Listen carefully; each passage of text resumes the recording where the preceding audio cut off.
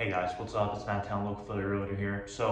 I want to talk about how you can use a rental property to pay for your kids' college in the future. It's becoming very popular. It's talked a lot about by like Brandon Turner at Bigger Pockets, if you know him, and a lot of people are starting to talk about this because it makes a lot of sense. So let's get into it.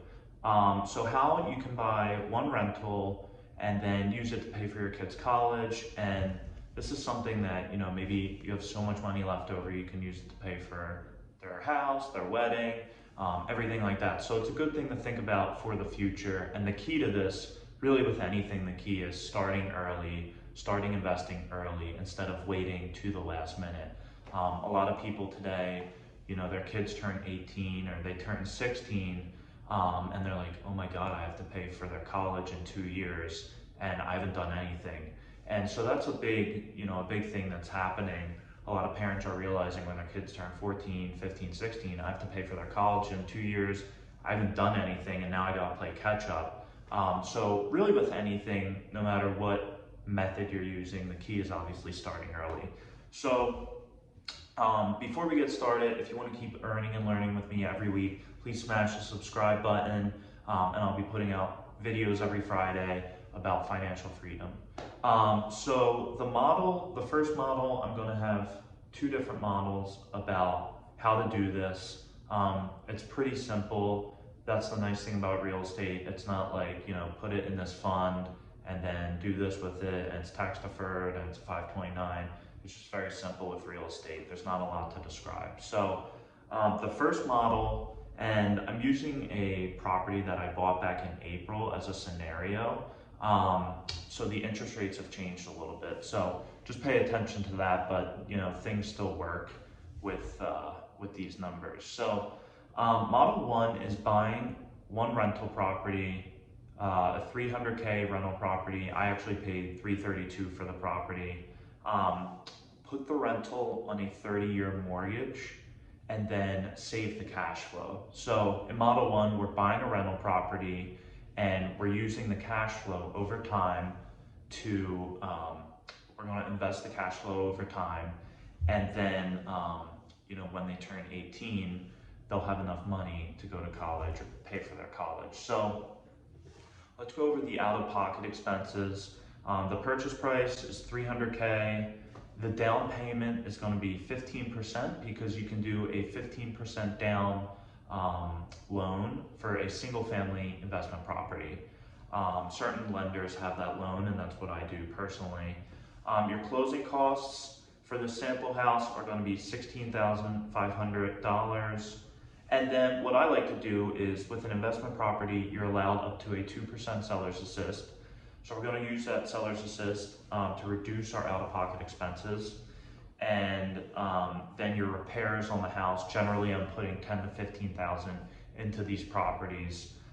So your total out-of-pocket expenses with your down payment, your closing costs, minusing the seller's assist, and then the repair costs, total out-of-pocket is going to be $65,000. And your payment is going to come to around $19.50 a month. All right, so that being said, this property, this scenario property, the rent for that was a 4-bed, 2-bath. So the rent was $2,700 a month. Your mortgage payment with your taxes and insurance is $19.50 a month. So subtracting the rent or the payment from the rent, your cash flow is going to be $750 a month. So a lot of people, when they account for cash flow, they're putting in maintenance and costs like that. I don't do that for these scenarios because over time your rent's going to be going up. So I'm just saying your cash flow is going to be $750 a month. We're not accounting for rent raises over time. So those rent raises, will wash out your repair costs. So your cash flow is going to be $750 a month on this property. So let's say that you invest $750 a month of cash flow over 18 years in an index fund, like a Dow Jones Industrial Index Fund that just tracks the same companies that are in the Dow Jones Industrial Average. and basically like, a Vanguard fund, something with low fees like that. It's a very traditional way to invest. And the average historical return on an index fund like that is 11.88% over, I think it was like the last, I don't know, like 80 or whatever, how many years it was, but you can Google it. Average return on those index funds are around 12%. So let's say, we put the starting amount, we're gonna, day one, the kid's born. Day two, we put $1,000 to open the account in this index fund. And then every month from there on, we're investing the cash flow of $750 a month. So over 18 years, that's gonna net you in that fund $568,000. So that should be hopefully enough to pay for your kid's college in 18 years. Hopefully, college isn't $1 million in 18 years, but I think having $560,000 to pay for your kid's college fund is a good start. And then whatever's left over, maybe you use that to pay for their wedding, or their, maybe a down payment on their first home. So I think that's a great way to save a lot of money towards your children's financial future, and you're lightening the burden on yourself in the future. Model 2 is a little bit different. So you're still buying the same property. We're just gonna do it in a different way. So everything's the same, you're still buying the same property, but instead of a 30-year mortgage, you're gonna put it on a 15-year mortgage. And then in 15 years, when the property's paid off, we're gonna refinance the property, pull that money out tax-free, and that's what you're gonna use to pay for your kids' college and whatever else. So same thing, the projected rent is $2,700 a month. The difference is your payment's gonna be a lot higher because you're paying it off in half the time. So your payment is $2,530. Your cash flow for the first year is gonna be $168 a month. So it's a big difference in cash flow, but again, it's gonna be going up over time. Again, you'll still have repairs and things like that. Your out-of-pocket costs are gonna remain the same for the house.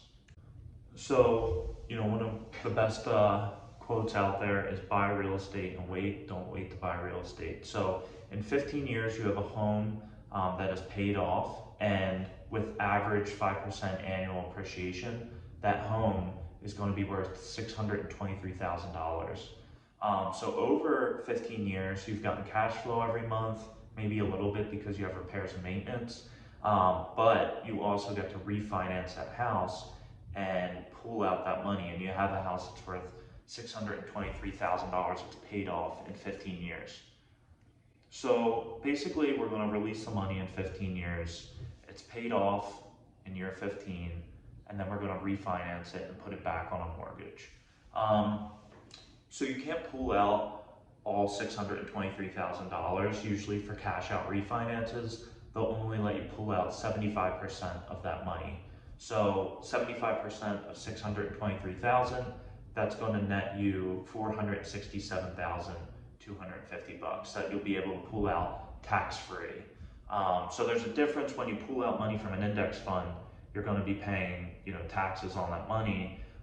With this, it's tax-free money. So that's something to take into account also, and definitely talk about or talk to your accountant about the tax implications before setting this up, so you don't have a surprise in 15 or 18 years. So this method, you're pulling out $467,000 tax-free. That's amazing. So that's a great way two great ways to invest for your kids' future. Very simple with real estate. It's not that hard. Obviously, it's a bigger upfront expense, but once you have that upfront expense, then you're rocking and rolling. You're making the cash flow. You're gaining equity in the property. So this is a great way. Start early, invest, and real estate's pretty simple. I was able to sum this up in 10 minutes instead of like 529s and all those types of different accounts. It's very, there's a lot that goes into it. So I think this is a great way. This is something I'm going to do when I have kids, and save for their financial freedom for the future. So All right, I will be back next Friday with a new video and hope you have a good weekend.